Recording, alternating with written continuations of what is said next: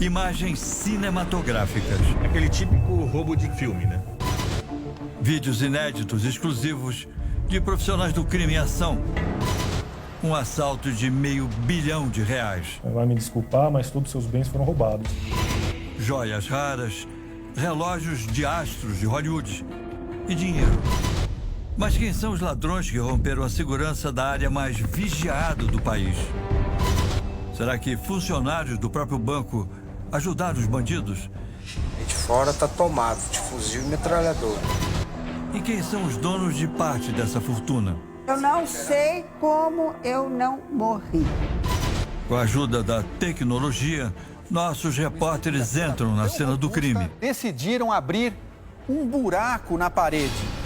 Porque este homem tenta agredir a nossa equipe. Essa história está muito mal contada.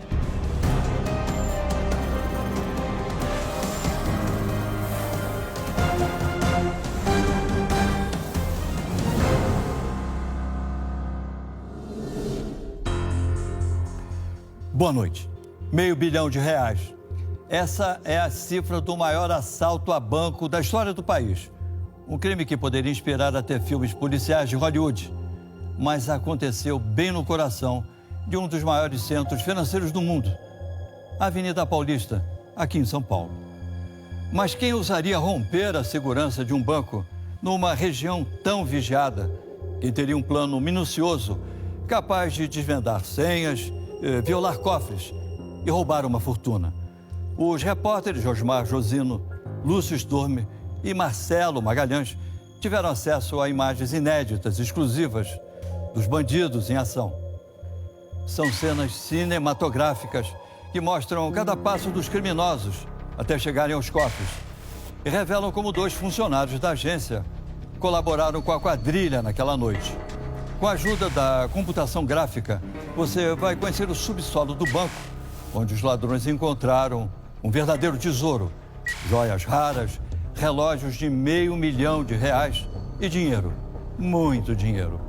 Mas por que a maioria das vítimas desse assalto não prestou queixa à polícia? O que estaria por trás desse roubo milionário? As respostas agora no Repórter Record Investigação.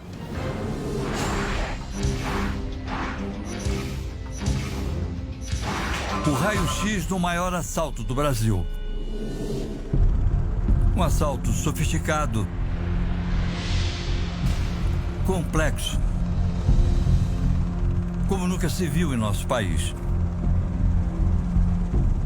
Aquele típico roubo de filme, né? Nós tivemos tanto pessoas que declararam que tiveram em torno de R$800 mil levados, como alguns que chegaram a 6, 7 milhões.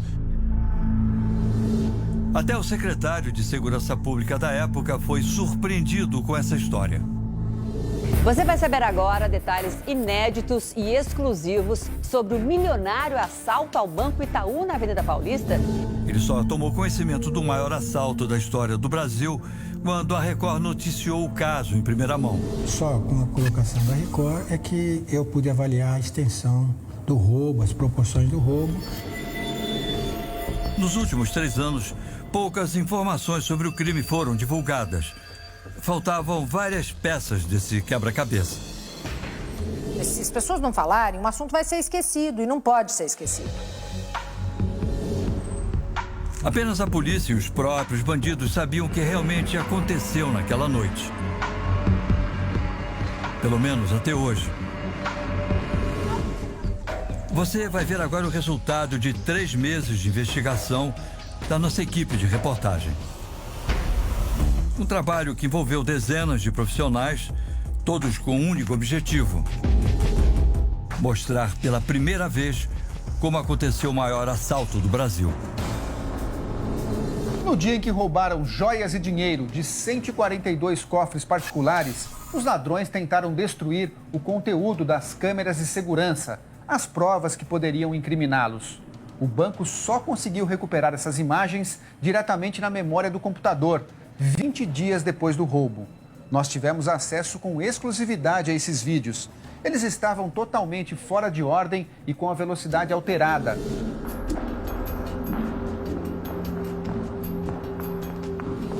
Foi preciso montar um quebra-cabeça para entender o crime, que até hoje continua cercado de mistério.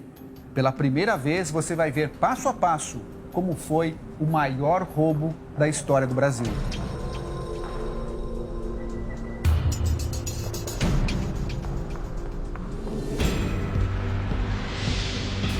Banco Itaú, agência 262, Avenida Paulista, bem no centro financeiro de São Paulo.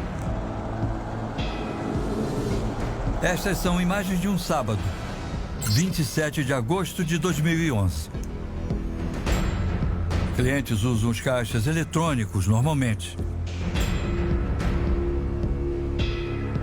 Esta câmera mostra as duas entradas do banco.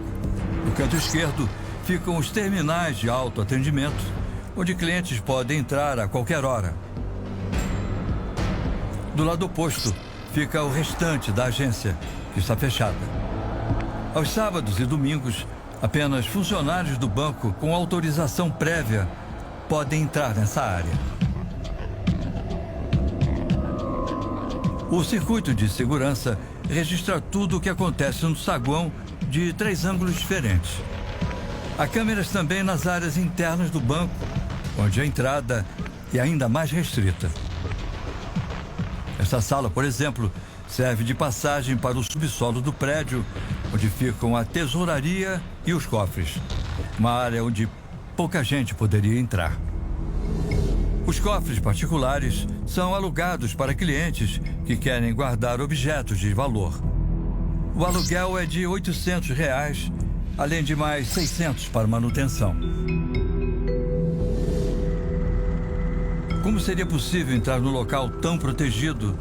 Que tipo de criminoso teria coragem e capacidade para roubar um banco em plena Avenida Paulista? A polícia não tem dúvida. O assalto só seria possível com a ajuda de alguém de dentro, de um funcionário da agência.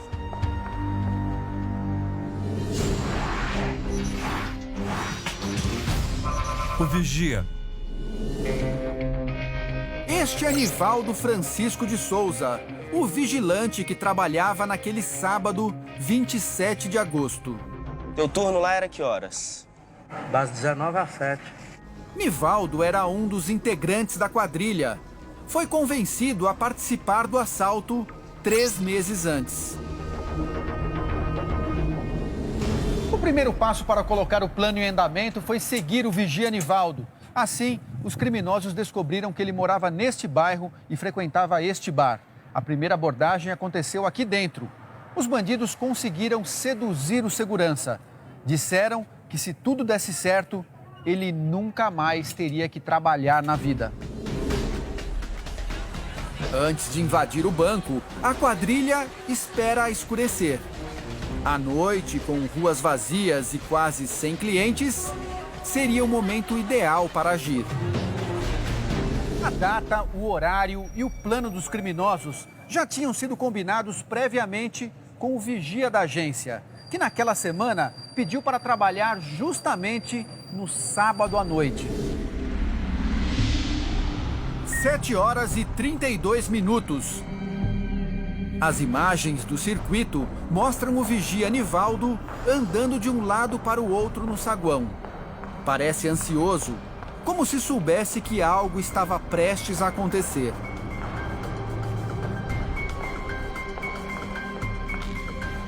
Ele vai até os caixas eletrônicos, recolhe papéis, não consegue ficar parado. 8h10. 3 homens chegam e batem na porta da frente da agência. Um deles veste o uniforme de operário. Outros suspeitos com a mesma roupa são flagrados do lado de fora da agência.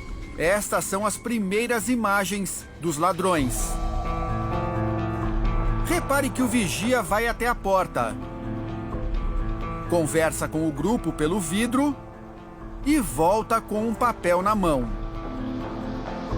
O plano é fingir que os bandidos são trabalhadores e que vieram fazer serviços de manutenção na agência. Logo depois, Nivaldo faz uma ligação para a central de monitoramento do banco. Eles querem que a empresa de segurança acredite na farsa e autorize a entrada dos falsos operários. Nós também tivemos acesso à gravação da conversa entre o vigia e a atendente.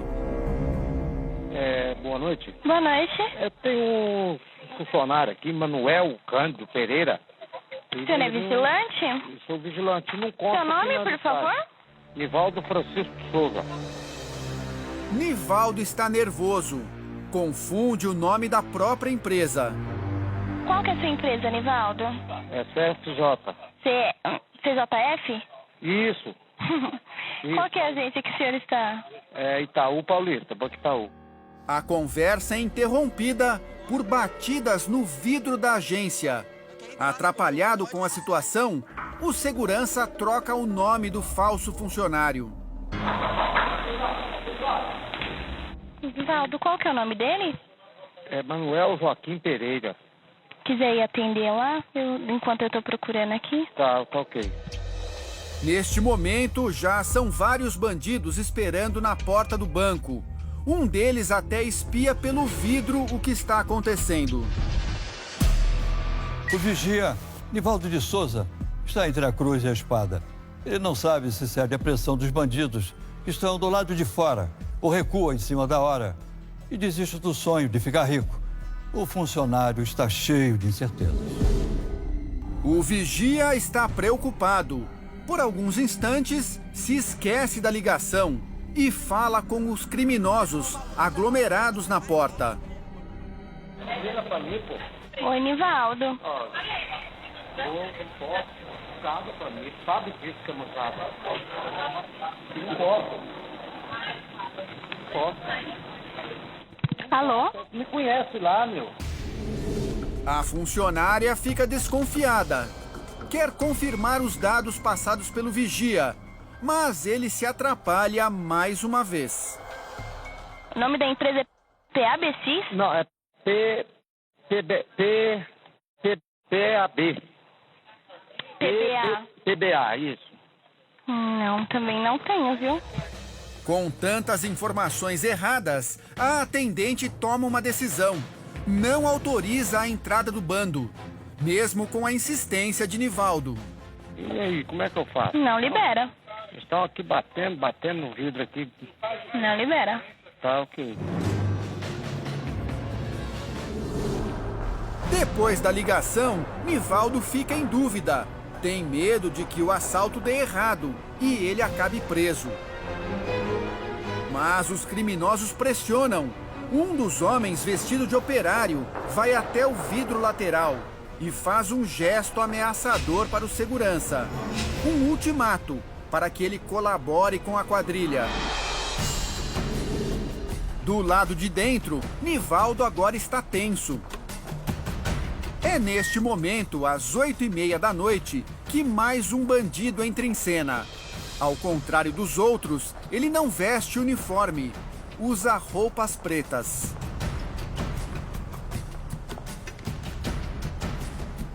Ele vai até o vidro que separa os caixas do restante da agência, se abaixa e passa algo por baixo da divisória. Do outro lado, Nivaldo pega o envelope. Veja por outro ângulo. Segundo a polícia, no pacote estava um chip de celular. Desta forma, a quadrilha poderia conversar à vontade com o vigia. De volta ao saguão, Nivaldo tira algo do bolso de trás e liga o telefone. Do outro lado do vidro, o mesmo homem de preto também fala ao celular. Pronto. A quadrilha conseguiu o que queria. Os bandidos agora podem falar à vontade com o segurança, sem qualquer preocupação, e dar sequência ao plano audacioso. Mas quem é esse homem de preto que entregou o chip ao vigia Nivaldo de Souza? O chefe da quadrilha. O homem de preto se chama João Paulo dos Santos. É o mentor do assalto. Quem é o João Paulo na ordem do dia, né? O que ele representa na quadrilha? Ele era o líder da quadrilha. Nas imagens, João Paulo aparece sempre dando ordens aos homens de uniforme cinza e capacete azul.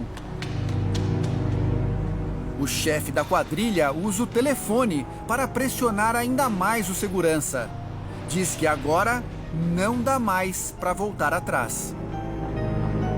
Os ladrões disfarçados de operários também ameaçam. Mas Nivaldo tem medo. O impasse dura mais de 2 horas. Às 10h30, aparece mais uma pessoa, um homem de boné branco, que passa pelos caixas e se aproxima do vidro lateral da agência. Ele conversa com o vigia na porta. Neste momento, o plano da quadrilha parece voltar aos trilhos. Com a pressão dos bandidos, o segurança volta atrás e decide ajudar. Mas toda a negociação acaba atrasando o início do roubo. A quadrilha só consegue entrar no banco pouco antes da meia-noite. 11h50. Os bandidos quebram o vidro da rua lateral. Por este ponto, fora do alcance das câmeras, o primeiro integrante da quadrilha entra na agência. O equipamento grava o momento em que ele aparece no saguão. O vigia Nivaldo fala ao celular. Atrás dele, o homem de boné branco passa pela área restrita a funcionários. A imagem é captada por vários ângulos. Em entrevista ao repórter Jesus Mosquera, poucos dias depois do crime, o segurança disse que os assaltantes estavam armados. E eles estavam armados com o quê? Pistola. Não tinha ninguém com arma pesada? Falaram que tava do lado de fora. Aí falaram pra mim, aí de fora tá tomado, de fuzil e metralhadora. Só que as câmeras mostram outra coisa. O homem de boné branco anda ao lado do vigia. Os dois estão quase abraçados. E o criminoso não tem nenhuma arma na mão. Ele vai até a entrada da agência e abre a porta para 2 comparsas. Um homem de boné preto e outro de camisa vermelha. Os dois entram e andam tranquilamente pelo saguão. Já sabem o que tem que fazer. A porta da frente continua destrancada. Caminho livre para os bandidos disfarçados de operários. O banco agora está cheio de criminosos. Um deles arrasta um móvel em direção às câmeras de segurança. O vigia Nivaldo fecha a porta de vidro e as câmeras são viradas para o teto.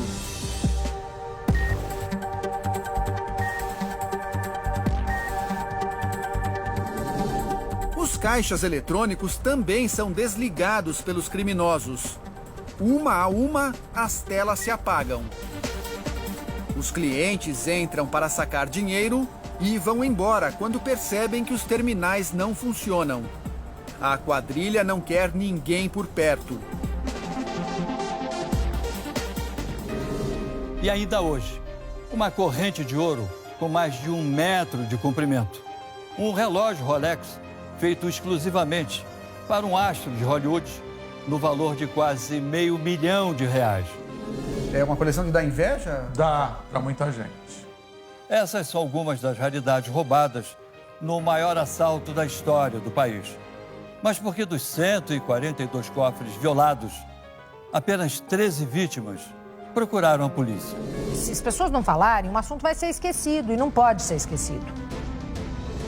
Nossos repórteres conseguem com exclusividade o depoimento que vai revelar nomes, datas e detalhes sobre o plano dos assaltantes. O senhor escolheu falar a verdade, né? Justamente. O vigia Nivaldo de Souza não desiste do sonho de ficar rico e executa à risca a cartilha dos criminosos. Os bandidos conseguem entrar na agência, viram as câmeras para o teto e desviam a atenção dos clientes. Mas para garantir que nada saísse dos trilhos, faltava um detalhe fundamental. alguém que desligasse o alarme nos cofres do banco. A quadrilha deu um jeito nisso. Alarmes desligados. Repare com atenção nesta imagem. É a sala de monitoramento de agências do Itaú. Nela podemos destacar 3 pessoas. São funcionários da empresa de segurança. Só que um deles não trabalha só para o banco. Ele também faz parte da quadrilha. O rapaz que aparece em pé é Kleber da Silva Pereira. Foi ele quem facilitou o acesso dos criminosos aos cofres. Os policiais que investigaram o crime analisaram o comportamento de Kleber naquele dia. Ele começou a trabalhar às 2 da tarde, mas não realizou nenhum atendimento até às 9 da noite. Teria ficado o tempo todo prestando atenção nas ligações recebidas pelos colegas. A participação de Kleber no assalto começa às 8h35 da noite de sábado, 3 horas antes da entrada dos bandidos na agência. Uma funcionária recebe um chamado na central. A ligação pedia o desligamento dos alarmes de uma agência no Rio de Janeiro, que estava em obras. A atendente é esta mulher, que prefere não se identificar. Como é que ele se identificou? Como é que a senhora sabia que era do Rio? Porque a gente pega os dados dele, a gente tem uma senha que a gente troca e ele fala, eu tô na agência tal. E bateu? Tava tudo certo. No dia do crime, a atendente checa os dados do banco e repassa o pedido para um colega na mesma sala, o segundo funcionário. O rapaz é responsável pelo desligamento de alarmes. Ele checa as informações na planilha. É exatamente neste momento que Kleber entra em ação.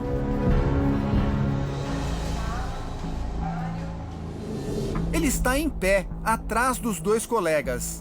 Observa atentamente o que eles fazem no computador e memoriza as informações. Ele ficou muito tempo, tipo assim, me observando se eu ia levantar do lugar.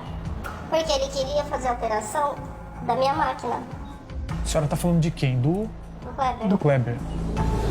Assim que os outros funcionários terminam o trabalho, Kleber volta ao seu computador. O comparsa da quadrilha inverte os dados da planilha. Resultado, em vez da agência no Rio de Janeiro, o sistema desliga o alarme da Avenida Paulista.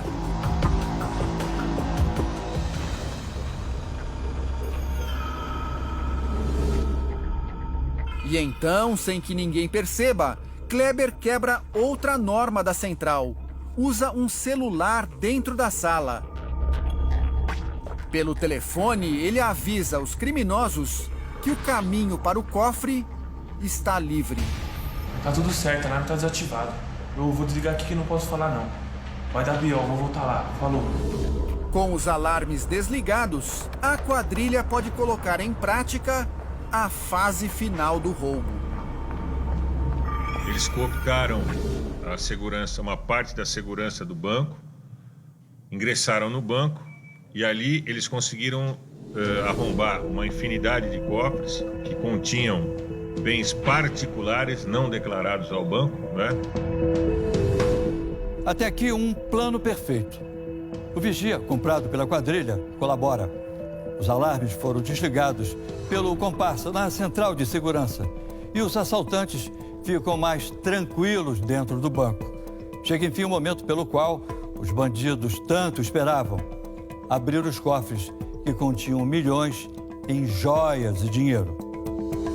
Com a ajuda da computação gráfica, é possível reproduzir pela primeira vez o cenário mais importante do crime: o subsolo, onde essa fortuna foi encontrada pela quadrilha. O roubo.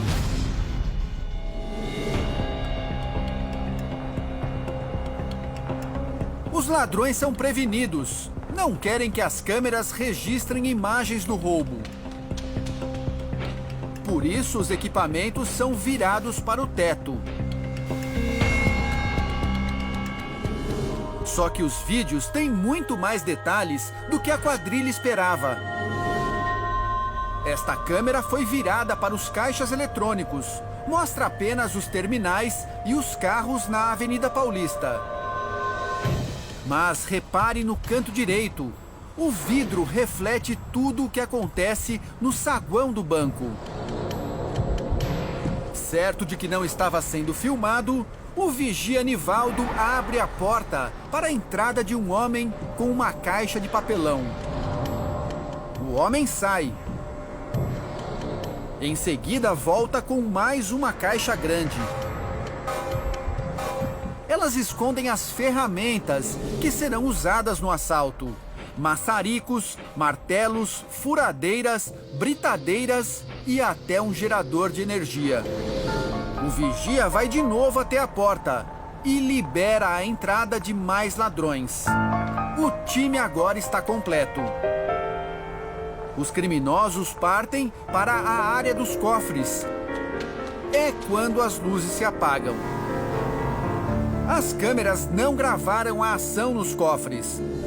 Mas o repórter Record Investigação conseguiu recriar o cenário no subsolo da agência. Foram vários dias de trabalho na computação gráfica para recontar esta parte do crime. Como diz o ditado popular, neste roubo a quadrilha atirou no que viu e acertou no que não viu. O alvo, a princípio, era este cofre, que guardava o dinheiro do movimento da agência. Mas a estrutura de metal era bem mais grossa do que os ladrões imaginavam. Eles não tinham ferramentas para abrir. Foi aí então que esta porta de aço chamou a atenção dos criminosos. Uma estrutura tão forte deveria esconder coisas valiosas. Como também não dava para arrombar uma porta tão robusta, eles decidiram abrir um buraco na parede. Assim que entraram, a surpresa: uma sala cheia de pequenos cofres, do chão até o teto. Quando começaram a abrir, outra surpresa: as gavetas estavam cheias de joias, relógios e dinheiro, muito dinheiro.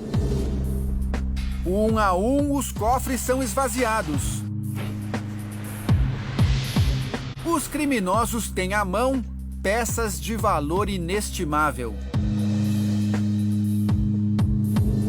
Um tesouro escondido embaixo da principal avenida de São Paulo. Pedras preciosas, brilhantes, joias de vários quilates. Os cofres também estão cheios de relógios e muito dinheiro.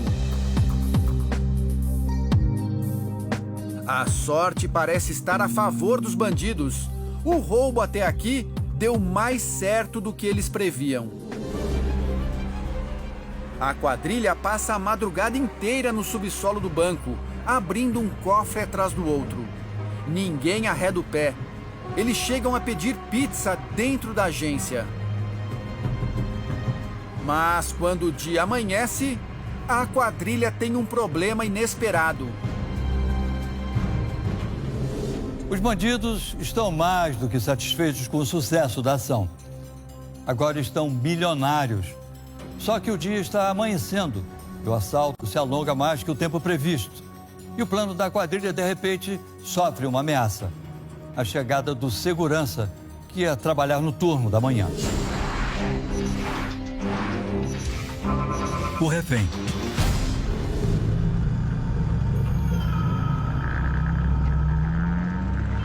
Às 7h da manhã, o outro vigia está a caminho para substituir Nivaldo.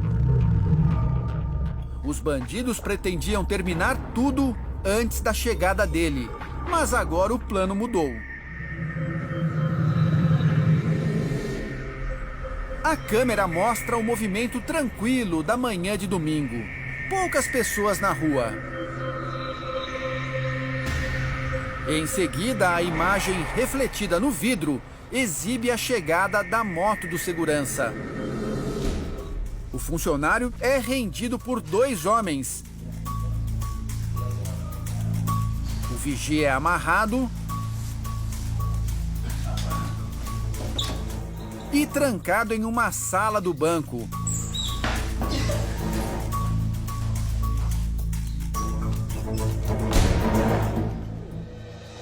Ele pede socorro, mas a sala tem isolamento acústico. O vigia da manhã fica preso até o fim do assalto.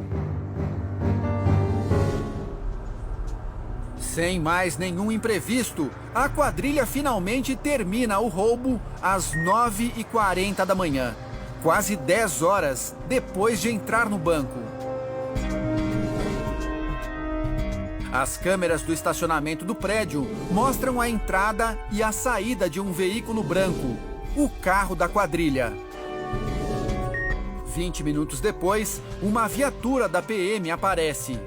O vigia Nivaldo, fingindo ser vítima dos bandidos, foi quem chamou a polícia. Mas é tarde demais. 142 cofres particulares estão arrombados. E os bandidos já estão bem longe. Sumiram com milhões em joias e dinheiro. A essa altura, estavam comemorando o sucesso do roubo. Ainda nesta edição, Vocês são tudo corja. Vou enfiar uma na sua cara, ver só. Por quê? Se move não. nossos repórteres enfrentam um momento de tensão durante as gravações. Quer saber se eu vou agredir? Você quer saber se eu vou agredir? O que teria acontecido? Porque este homem queria agredir a nossa equipe? Você vai entender essa história daqui a pouco. Um roubo cinematográfico executado por profissionais do crime. A chegada do segurança da manhã não impede o plano dos ladrões. Depois de 10 horas dentro do banco, os bandidos saem com milhões em joias e dinheiro. Mas quem são os donos de parte dessa fortuna? Nossos repórteres vão atrás das vítimas do assalto. As fotos mostram casais dançando. Mulheres esbanjando elegância e glamour. Homens chiques e bem-sucedidos. Famílias com nome e sobrenome conhecidos em festas milionárias. Famílias de origem libanesa, famílias de origem italiana e algumas famílias tradicionais paulistanas. Essas imagens poderiam estar nas colunas sociais. Mas há 3 anos estão nas mãos da polícia. Elas ilustram a lista de bens roubados pela quadrilha na Avenida Paulista. Ali guardamos relíquias de família, eram mais de 3 gerações de bens. E tudo se foi, a história se foi. Eu não sei como eu não morri. Quem são as pessoas que perderam milhões no maior roubo da história do Brasil?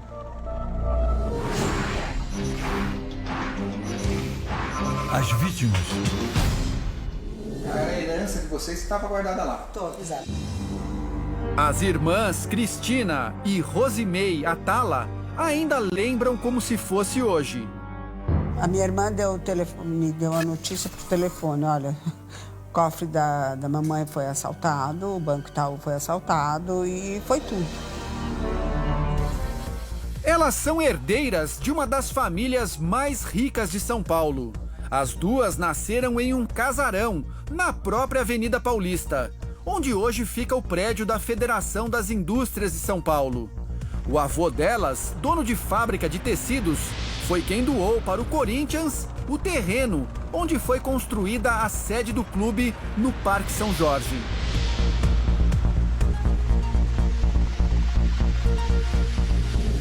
A gente veio de uma família muito tradicional. Então, uma família que não é que aconteceu de ganhar dinheiro hoje, então tudo bem. Dá para calcular o quanto vocês perderam em valor? Eu acho que não dá. Não, porque eu acho que o pior é o valor emocional. Nos cofres arrombados pelos criminosos estavam 40 joias. Algumas pertenciam à família havia mais de 100 anos. Coisas que hoje a senhora não conseguiria comprar impossível, de novo. Impossível. Estes 2 advogados representam outras 5 vítimas da quadrilha. Gente que também perdeu uma fortuna no assalto. São anéis suntuosos, de rubi, esmeralda, brilhantes, colares de brilhantes, canetas, relógios. É impossível você repor. São joias feitas por joalheiros famosos dos anos 20, 30 e 40. Entre as relíquias roubadas estava uma corrente de ouro, com mais de 1 metro de comprimento. Isso é herança, é herdado, né? E essa corrente é a corrente que prendia nesse relógio de bolso. E é uma corrente de ouro maciça. Mas afinal, qual foi o prejuízo de cada vítima? Esta aqui é uma cópia do processo que está na justiça e aqui tem a lista do que cada vítima perdeu. Estou trazendo esse material agora para avaliação de um leiloeiro especialista em joias. Como vai, seu Roberto? Tudo bem? Vamos dar uma olhada aqui? Vamos.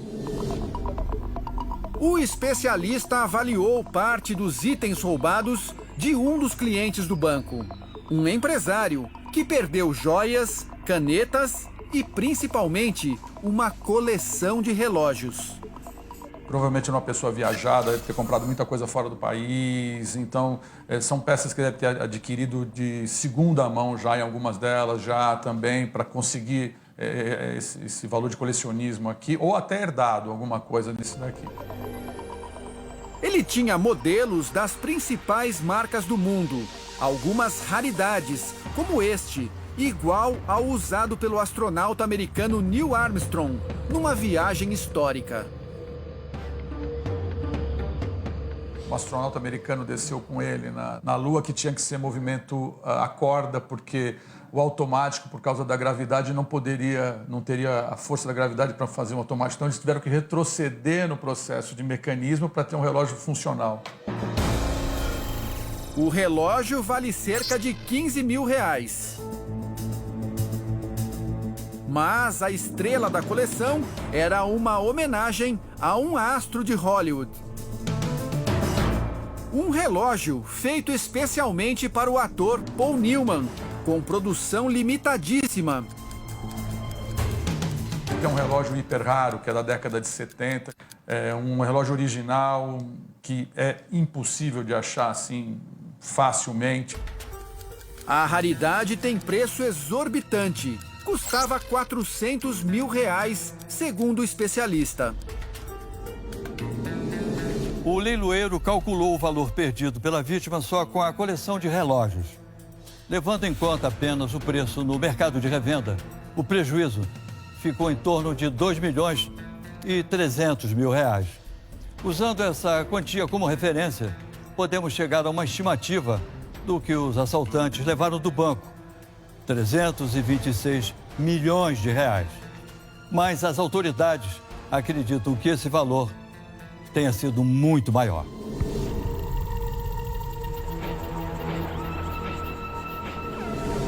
Este promotor que trabalhou no caso acha que o valor roubado é bem maior do que foi calculado pelo leiloeiro.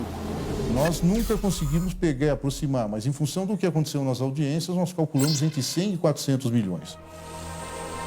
A Justiça de São Paulo fez um cálculo ainda mais alto. O prejuízo pode chegar a R$500 milhões. O valor supera o montante levado do Banco Central de Fortaleza em 2005. Naquela ocasião, os ladrões furtaram R$165 milhões. O assalto na Avenida Paulista quebrou o recorde da maior quantia já roubada no Brasil. É aquele típico roubo de filme, né?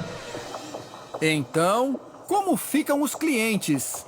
Quem deveria arcar com o prejuízo? Os advogados não têm dúvida. O banco tem que ser responsabilizado. Eles pleiteiam não só o dano material, como também o dano moral. Uma das vítimas já ganhou a disputa na justiça em primeira instância. É Terezinha Maluf Chama, irmã do ex-prefeito de São Paulo, Paulo Maluf. Ela pede mais de R$1.600.000 de reembolso pelos pertences roubados e mais 10% por danos morais. Total, R$1.800.000 de indenização. Mas o banco recorreu. Nós tentamos falar com Terezinha Maluf Chama. Boa tarde. Dona Terezinha, tá aí? TV Record, queria dar uma palavrinha com ela. Mas ela não foi encontrada para comentar o caso. Ela saiu, disse que volta só no final da tarde, não sabe o horário ao certo. Os cofres eram cobertos por seguro, mas apesar dos bens valiosíssimos guardados na agência, a indenização paga aos clientes foi de apenas R$15 mil. Joia de 15 mil, acho que nem tem. Existe joia de 15 mil? Joia de 15 mil você guarda em casa. Não, joia de 15 mil você nem guarda. As irmãs Atala não entendem por que o banco não mantinha a mesma segurança nos finais de semana. Você chegava lá, você passava por aquele guarda, você entrava, chegava com aquela senhora muito simpática, assinava, daí tinha sempre mais uma outra assinatura, daí ela pegava a chave dela, eu pegava a minha, entrava por uma porta de... Você vai lá imaginar que no fim de semana isso daqui fica com um guarda?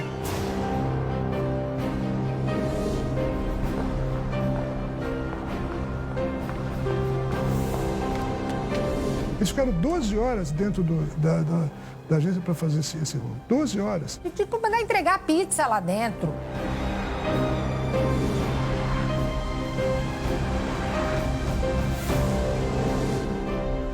Os clientes só foram avisados do roubo 5 dias depois do crime. Você, numa situação de ter um cofre numa instituição de renome, que oferece serviço de segurança tremendo, lhe informar numa quarta ou quinta-feira de um assalto que aconteceu no sábado. Vai falar, olha, você vai me desculpar, mas todos os seus bens foram roubados. Num assalto que aconteceu no sábado. Pô, mas por que não me avisaram no sábado?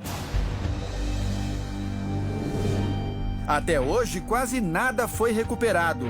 Apenas algumas poucas joias e uma quantidade de dinheiro em libra, a moeda britânica. Nada foi devolvido para vocês? Pelo banco, por incrível que pareça, a única coisa que eles devolveram foi uma coleção de moedas de ouro. Quando nós fomos lá no banco, eles não deixaram a gente entrar no banco. Eu falei, mas escuta, o ladrão veio aqui, rouba tudo e nós não podemos entrar para reclamar. A Polícia Civil de São Paulo reconheceu as próprias falhas. A investigação do crime só começou 8 dias depois do assalto. Tempo suficiente para que a maioria dos bandidos escapasse. Nós tivemos acesso a um e-mail enviado pelo diretor do DEIC na época, Nelson Guimarães. O destinatário, o delegado-geral da Polícia Civil, Marcos Carneiro. No texto, o chefe do DEIC pede humildemente desculpas a todos pelos erros da equipe e diz: tenho que admitir com todas as letras que erramos. A cadeia de erros começa na minha antessala e vai pelos corredores afora. Nós procuramos o ex-diretor do DEIC, Nelson Guimarães, que hoje está aposentado. Mas ele não foi encontrado para comentar o e-mail enviado ao delegado-geral na época do assalto. A Secretaria de Segurança Pública de São Paulo também não quis se manifestar sobre esse e-mail. A produção do Repórter Record Investigação procurou a assessoria do Banco Itaú, mas a direção não quis gravar entrevista. Mais um detalhe chama a atenção também em relação às vítimas do assalto. Dos 142 donos de cofres no banco, apenas 13 prestaram queixa à polícia. Por que eles não reclamaram os objetos roubados? O que esses clientes tinham a esconder? O advogado tem uma hipótese. Eu estou defendendo clientes que tinham joias. Agora, se a pessoa tinha dinheiro declarado, ele pode sim acionar, porque muita gente não tinha dinheiro declarado e aí tem problema de imposto de renda, porque aí, além de pode perder a renda, vai ter que pagar imposto de renda de um dinheiro que não era declarado. Essa história está muito mal contada.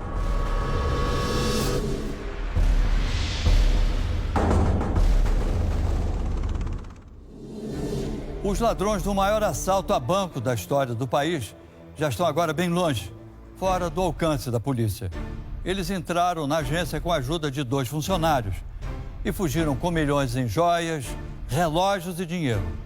Mas os bandidos não contavam com a traição de um dos comparsas. Nivaldo de Souza, o vigia que sonhava em ficar rico, vai entregar a quadrilha à polícia.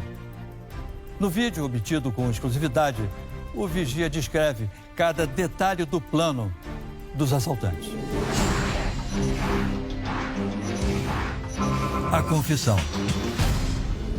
Lá no teu bairro, o senhor foi aliciado. De que forma que era a colaboração do senhor?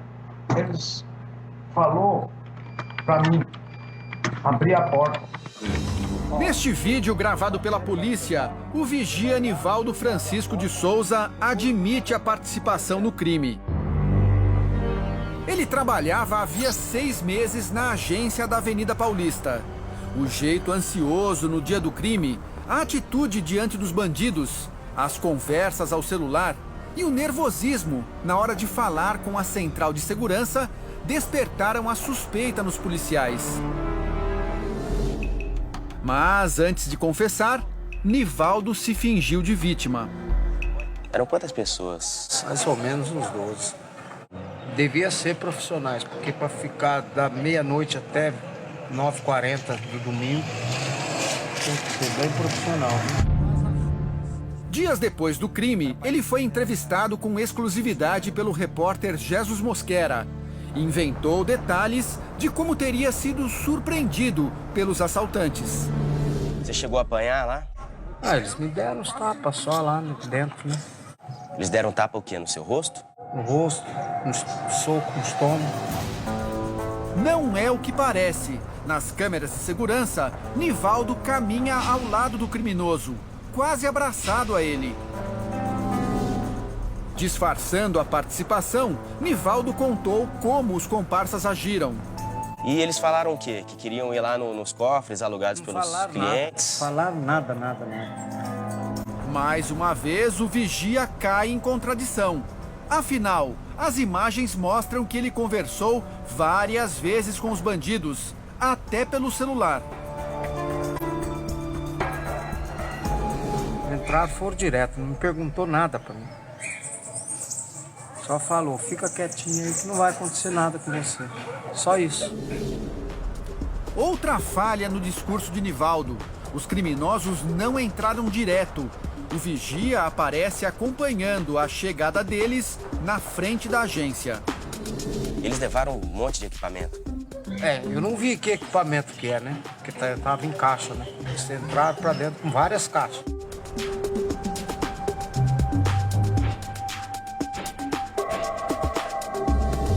Sem saber o que as câmeras tinham gravado, Nivaldo criava as histórias. E aí, quando eles saíram, já te deixaram livre lá no... Amarrado. E aí você conseguiu soltar a amarra? Soltei porque era um era gravata, o outro era uma blusa, né? Aí eu abaixei a cabeça e desatei o nó com os dentes. Disse que quase morreu de medo. Passei noite de horror ali dentro. Ficou com medo na hora? Eu pensei que eles iam matar eu e meu colega. Será que Nivaldo estava tão assustado assim? O que dizer dos momentos de cumplicidade com os ladrões?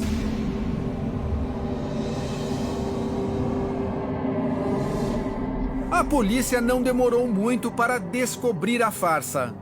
Como a gente havia conversado anteriormente, você falou que o senhor ia falar a verdade, né? Justamente. Em setembro de 2011, um mês depois do assalto, e após inúmeras contradições, o vigia deu com a língua nos dentes. Justamente, o senhor está arrependido? Estou arrependido, mas arrependimento fantasma estava morto.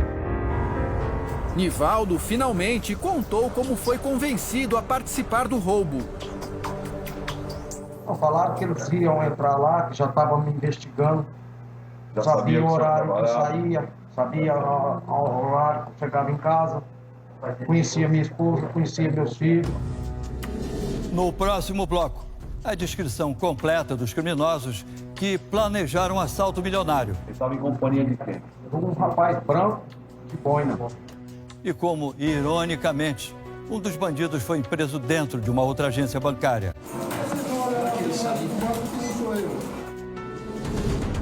E você vai entender por que este homem tentou agredir nossa equipe durante as gravações. Vocês são tudo corja. Vou enfiar uma na sua frente, ó, ver só.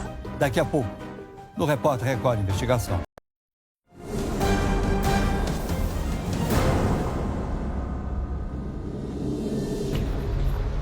O vigia Nivaldo confessa a participação no assalto milionário da Avenida Paulista.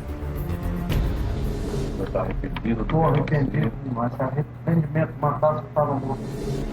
Pressionado pelos policiais, ele entrega os comparsas, um a um. Quem falou que o senhor estava lá? Cabeludo, magro, cabelão comprido. Segundo a polícia, o criminoso de cabelo comprido é Alessandro Fernandes. Ele só foi preso em Mairiporã, na Grande São Paulo, em agosto de 2012, um ano depois do assalto. Estava trabalhando normalmente junto com outros pedreiros, aparentemente estavam iniciando uma residência de propriedade dele. Na época da prisão, parentes de Alessandro disseram que ele era inocente e até agrediram os jornalistas. Pode, né? Nossa, não pode, né? É o quê? É sacado? Falou pra mim que é inocente da prática desse crime. Então estou estudando tudo para saber aonde que o juiz se apoiou para condenar e saber se eu angario provas que possibilitam a reforma dessa sentença desfavor a ele. Ele pegou o senhor na sua rua de novo? Na minha rua. Ele estava em companhia de quem? Um rapaz branco de boina.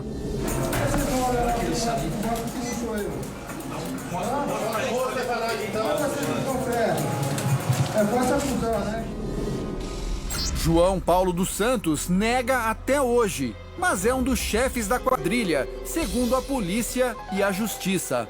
No dia do crime, ele aparece de roupa preta, passando um chip de celular para o vigia.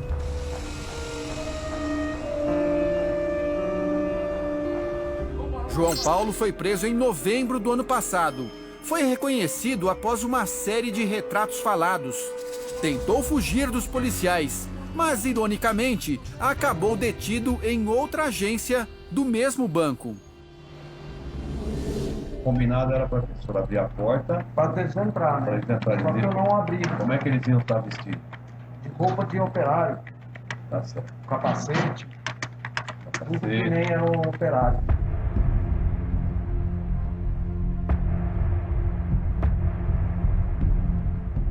E eles falaram a respeito do alarme. O que eles disseram dos alarmes? Eles falaram para mim, os alarmes, quando a gente entrar, os alarmes vão todos desligados. O analista Kleber da Silva Pereira também foi preso e condenado. Ele negou ter desligado os alarmes da agência a pedido da quadrilha. No dia da confissão, o vigia Nivaldo explicou como foi seduzido pelos ladrões. Falou que o senhor ia ganhar o quê? Falou que eu ia ficar rico, nunca mais precisava trabalhar. No primeiro momento o senhor até topou, então. No primeiro momento a gente ficou empolgado, aceito. Só que depois do assalto, os bandidos sumiram. Depois do crime, o que aconteceu? Você encontrou os caras? Nunca mais vi, doutor. Como tem essa luz... Você não recebeu nada? Nada, doutor. Tudo que eu tenho dentro da minha casa é do meu suor. Ó, tenho lá o rádio novo. Estou pagando prestação na Casa Bahia.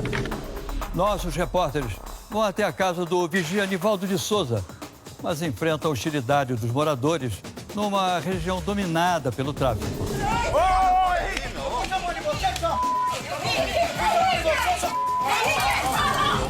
É o que você vai ver daqui a pouco no Repórter Record Investigação.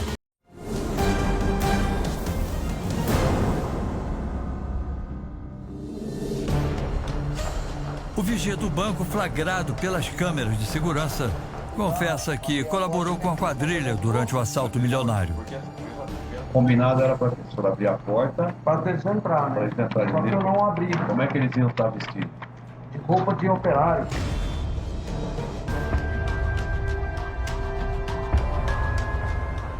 Depois do crime, o que aconteceu? Você encontrou os caras? Nunca mais vi, doutor. Como tem essa luta? Você não recebeu nada? Nada, doutor. Mas será que ele está falando a verdade? Nivaldo teria cooperado com a quadrilha sem receber nada em troca?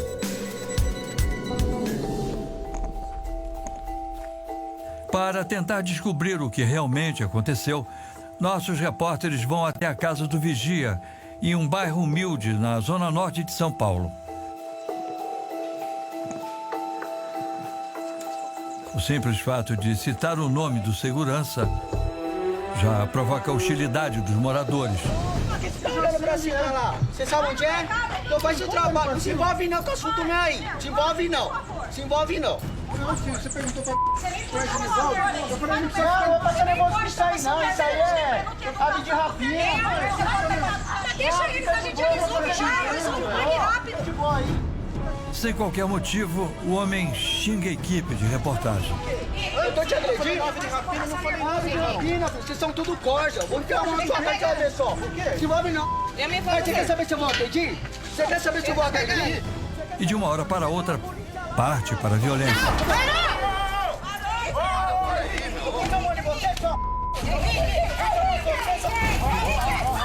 Caralho, pode segurar essa vocês estão me...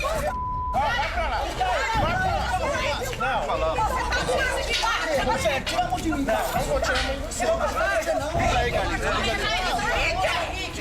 Aí que você tá fazendo. Você tá doendo. Vem pra pegar.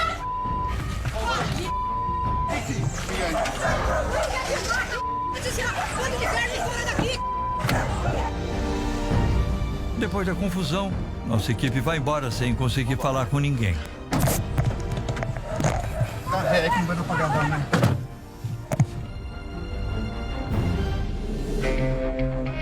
O vigia Nivaldo, o analista Kleber e os assaltantes João Paulo e Alessandro foram condenados no ano passado a 18 anos e 8 meses de prisão.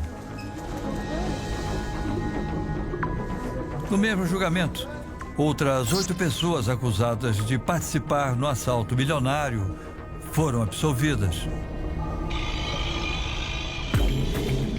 Este promotor que trabalhou no caso acha impossível que os 4 condenados sejam os únicos responsáveis pelo crime. E isso só foi possível por alguém que já estivesse com informações sensíveis. Por exemplo, tinha entrado nessa área de cofres antes. Não é possível que alguém conseguisse planejar tudo isso sabendo quais eram todas as etapas de segurança que estavam sendo canceladas sem conhecê-las minuciosamente. E uma nova denúncia confirma a suspeita do promotor. Policiais civis também teriam participado do assalto milionário e, com parte do dinheiro roubado, compraram imóveis na cidade americana de Miami. Em instantes, no Repórter Record Investigação.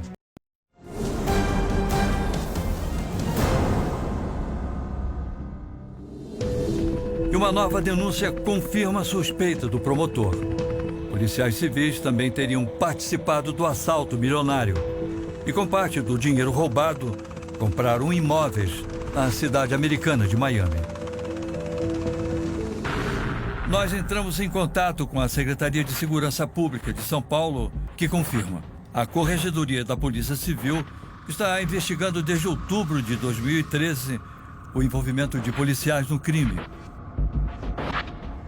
O Ministério Público de São Paulo afirma também que a apuração do roubo no Banco Itaú continua. Mas, por uma questão de sigilo, os promotores dizem que não podem mencionar o nome dos investigados. Enquanto isso, os homens que aparecem fazendo ameaças ao vigia e andando no saguão do banco continuam livres.